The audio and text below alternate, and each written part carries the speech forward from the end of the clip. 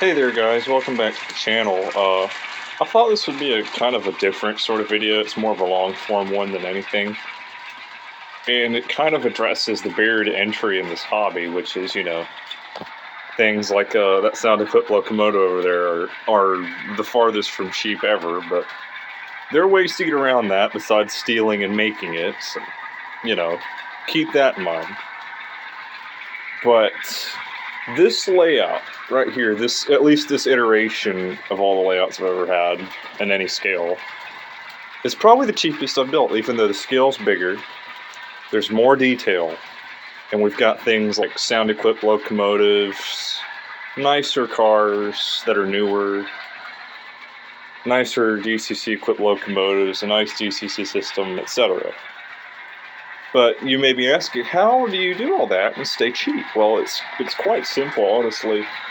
As far as track goes, which is probably the number one thing, you want to have a layout that runs worth a damn, really, to put it bluntly.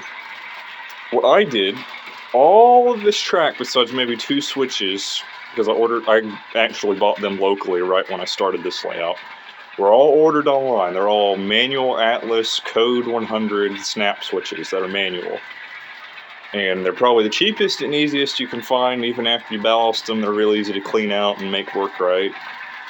I don't really have a ton of issues out of any of mine. Maybe that one I've got to mess with later. But, I mean, overall, with the amount of switches on this layout, I don't have any issues. The track, I think there are 1, 2, 3 or 4 pieces of actual regular sectional track like you see in a train set. The rest is really cheap Amazon bought lifelike Code 100 flex track. Now most people don't lay their curves with flex track because they say it likes to bend out over time. I haven't had that problem. If you use enough glue as you ballast, you should not have that problem at all. And it was a lot cheaper overall to use that as an option. Like a lot cheaper. Now, as far as a lot of the buildings go, a lot of this stuff was given to me. If you're part of a local club or you have a friend that's either, changing stuff up on his layout or, has a bunch of surplus he's just willing to give you, I'm not saying beg for this stuff, but, having contacts helps. Some of these 3D printed buildings, none of this is done, by the way, this is all a work in progress, but some of these 3D printed buildings like that, diamond, like I forget the name, it's not dispatcher, but like signalman's cabin or whatever, these apartments, this tavern, and that tall building in the background, those are all 3D printed. I actually bought those and built those. As far as like the church, the city hall over here, these row buildings, some of the other buildings, the paper mill back there, all of that was just given to me. Or, a local club's like, hey, if you shoot me like $5, you can just have this. Which is a good help because things like this Walther's, Main Street building set right here, the kit alone is like $50 or so, the cheapest you can find it. So, it helps. Even if the kit is in less than stellar shape like I received that, I still have to go through it and fix a few things. But it really does help. As far as streets go, it's really, really easy to do streets cheaply. I've done it my entire modeling career since I was 5, and for context, I'm 24 now. But I used to use tar paper roads. You saw that in a lot of my older N-scale videos, because you can go to a construction site when they, throw out all their extra material, like wood scraps and stuff. Sometimes you'll find a big roll of, like the sub-base layer for roofing, and I just call it tar paper or asphalt paper, I don't know the specific name. But you take the whole roll of that and it'll work, you'll have enough for layouts and layouts and layouts. I never ran out. In fact, I still have that same roll I got when I was like 10, when I was riding a bicycle and just found it. But, you upgrade over time and you end up with something a little more realistic, and this is just the result of a cheaper, I forget the exact size, but it's like a larger-ish tub of a drywall compound that you can get at Walmart. That's where I got mine. And you tape off the sections where you want it, and you lay it down, smooth it out, use a drywall sanding sponge, that kind of thing. But the biggest keys is you know, don't bankrupt yourself on track, but don't get garbage. Like, you can get cheaper track and make it look good and work good too. Just keep that in mind. It'll just take a little bit of work. Easy Track's a good option too, but it's slightly more expensive. Kato Unitrack and HO is also really good, but like Easy Track, kind of expensive compared to Flex Track and that sort of deal. As far as cars go, if you want nicer, newer cars that are kind of cheap, these Athearn ready-to-roll cars, like at the head end of the train over there, and at the end almost too. It's actually half my fleet at the moment. Those are the cheapest newer cars you can buy. I don't have any over here, damn. But, you know, they're nicer detailed. They're old tooling for the most part, but they look good. And that's the idea we're trying to convey here. As far as plants and like grass mats and stuff, Hobby Lobby. Just go to damn Hobby Lobby. As far as scenery goes, that's where I go the number one amount of times to get basic scenery stuff like animals, trees. If I order trees, if I get trees, it's either from Hobby Lobby or Amazon, and rarely is it ever Amazon, so that narrows that down. Back on roads, I just saw or noticed the road striping. Obviously, mine's the wrong color, but that's what I had on hand, and I'm happy with it. You can use automotive pinstriping that you get at AutoZone or anywhere else. And it's just like, you lay it down like normal tape, you cut it how you want it. You know, of course, you cut flangeways and crossings so stuff can go through. And if it peels up at all, do what I did. Take drops of hot glue, like tiny, tiny little dots, every couple inches, and lay it on top of that. It'll never move or peel up. Like, I have had zero issues since I've done that. I'll probably pull it. And the benefit is, like me, if you screwed up and got black instead of yellow, you can pull it up, peel off the hot glue, and then just relay with yellow. So no harm there. As far as vehicles go, things like that shovel crane right there, there's not a cheap one in HO. They're almost all brass, and you're looking at like $500 to $800 half the time for some reason. So a Japanese die-cast toy from the 80s works very well too. It looks pretty convincing for the most part. I mean, minus the orange reel string, but I can live with that. Beyond cars, we have locomotives. For that, Train World and your local hobby shop are your best friends. Usually, I've been to some hobby shops in the region that are a bit expensive, but the one closest to me usually has a sale on something. And most of my locomotives came from their eBay. Like, that one was from a hobby shop. DCC Sound haven't touched the thing as far as modifying it. And it was probably like $150 out the door after tax and everything, which isn't really that bad for a DCC locomotive that's newer. I think usually you're looking at the $200 to $300 range for something DCC with sound, so that's pretty good. Used cars too. Even buying used cars saves a lot of money. Or hell, for example, we'll take this older tooling Bachman Car right here. A lot of you recognize this as like an older style Bachman car you'd see in a lot of train sets in the 90s and stuff. And that's because it is. But because it was given to me, I was like, damn, I kind of like this car. I want to run it at the club, you know, and stuff like that. So what I did, you take a cheap $4 2-to-a-set pack of Intermountain knuckle couplers, and you put them on in about 5 minutes, and boom, there you go. Instant rolling stock for nothing, pretty much. I mean, for a $4 investment to convert 2 cars to modern knuckles is awesome. It's a lot cheaper than, you know, even then $15 per car, which it's still kind of cheap, but, you know, as cheap as we can get it to a good standard is good. Also, for newer rolling stock, if you want it cheap, Bowser anything is usually pretty cheap, besides like the road railers, because they barely made them. But Bowser hoppers are god tier. Definitely recommend those. The other locomotives we have on the way out here, we have a Walters SW7. Those are amazing. I highly recommend if you're looking for a cheap starter locomotive, like at $100. That's DCC ready. That is the thing. Easy DCC install with an X18 decoder.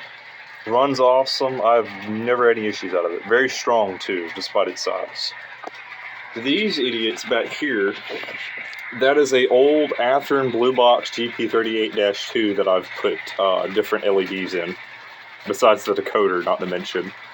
The locomotive next to it is a Walthers Trainline GP15-1, and it's been decodered too. The locomotive behind the GP38 is a Atlas Silver U30C. I put a decoder in it too. And there's a Bachman GP9 in there too. I think that one came with a decoder. All of those locomotives I did not spend over $100 on. The most expensive one to lay out was that one. And even then, that's pretty cheap by modern standards. We have these two Alcos too. They're a work in progress at the moment. They're DCC ready. I just got those not too long ago. I've got to figure out what decoder goes in those. As far as the DCC system, speaking of, I want to turn the volume off on this locomotive. That is starting to bug me. Trying to talk over it. But most people recommend NCE as a beginner DCC system, or some recommend the Bachman equivalent. The Bachman equivalent is what I started out with, and it's really, really good. But you can't program CVs and stuff. It's good starting out, is what I'll say. I dealt with that for many years, 3 or 4 years or so. And I finally got a big boy system. It was this or an NCE power cab, and those are pretty good. I'm just not a fan of a TV remote. Like, I don't, I like a base station and maybe a different throttle from that. That's just me. But I got this system for about $300 at the local hobby shop, which is still kind of meh, but it's cheaper than usual. It's made locally here in America, in Panama City, Florida, which is about 2 hours from here. I actually have passed their headquarters numerous times. Awesome company. In fact, half the decoders, minus that one, on the layout are Digitrax decoders. I think that one's a ESU Lock Sound V5, which is a pretty good decoder for what's in there. But it doesn't stop there. I had a bonus at work one week, and I decided to splurge so I could use phone control. That's right, this layout can be controlled with a phone. Any locomotive on this layout can be controlled with a phone. And that's thanks to that. That is a Digitrax LNWI. You hook it into your base station. It has its own power supply. It sets up its own like Wi-Fi connection that only it can use. Use a phone or a tablet with it, with like engine driver if you're using Android, for example, like I do. And you can control any train or any amount of them on this layout at any given time. You can add features to it. It's really cool. It's really, really cool. It's almost like JMRI, but without having to have a damn laptop. I'm not a huge fan of that. There's not enough layout here to warrant a laptop running it. There really isn't. But, I mean, it doesn't really stop at scenery and the trains themselves. Like, going into materials for projects and basic maintenance. For example, I'm doing this project here. It's a scrap locomotive load. The cribbing is from a Walthers kit, like a sawmill that I made into cribbing to, hold the load on the car. The cord I got is a hemp cord. I was going to use a necklace chain, but I couldn't find any. I'm going to use that as the tie downs, that color of the hemp rope. I'll use the rest for another project, I'm sure. And I'm going to tarp the cab with this dollar store party tablecloth that was like $1, so I mean, it looks like a tarp too. It's not just, oh, I found this thing that looks kind of like this other thing and it's really cheap. A lot of the times, you see these modelers using cheaper stuff and it as a stand-in, and a lot of the times, let's just all admit, it doesn't look right. I try to do cheap, but still looks right. We don't play around on this channel, that's for sure.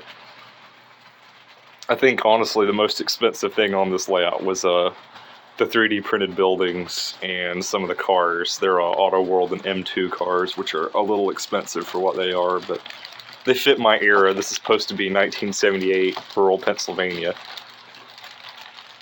And we're in very, very sunny and hot Alabama at the moment, so I have some ties to Pennsylvania. That's why I chose this location. That I find the railroading there to be absolutely amazing. But that's how we model railroad on a budget. Also, for the people who say to use cork as your subroad bed, they're stupid. Don't do that. It is expensive, hard to work with, and just annoying. Get the cheapo Woodland Scenics like roll of foam subroad bed. Use that stuff. People say it doesn't take ballast well. That's what this is laid with. No issues. It's been that way. I've laid this ballast like a month ago.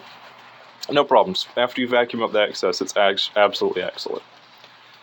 Also, the people who say to use like 2 or 3 layers of foam, they're stupid. Don't do that. Use 1. That and you can. Some of this is actually white styrofoam, like you'd use for crafts, that you can get at Lowe's in big sheets, and it's fine. But it doesn't cut well. Be prepared to use blue or pink styrofoam for that you can also find at Sheets. These landforms, they're blue styrofoam. I think pink and blue are really the same. And it's been cut, shaped, and spray painted, you know, coated with trees. And had a derailment, I think, or just uncoupling. Yeah, uncoupling. Anyways, I'll fix that in a second. Yeah, you'll come to find out as you film trains, you'll have stuff like that happen regardless of how good your track is. But, you know, that and the backdrop was probably the most expensive. That's probably, all told, an $80 investment from a guy in England, because I was not about to pay a specific background manufacturer like almost $200 for something that would look a little less good than this. So yeah, fuck that. I'd rather pay a photographer in England a little bit of money to have something okay, or at least that looks the part. But yeah, that's how you model railroad on a budget. It's really cheap, really easy. Don't settle for substitutions. Don't make stuff that's not going to look cool to anybody. If it looks cool to yourself, that's cool, but keep in mind, people can and will laugh at you at your own expense. Just, not saying that's awesome, just keep that in mind. But that's how you model railroad on a budget. It's really awesome.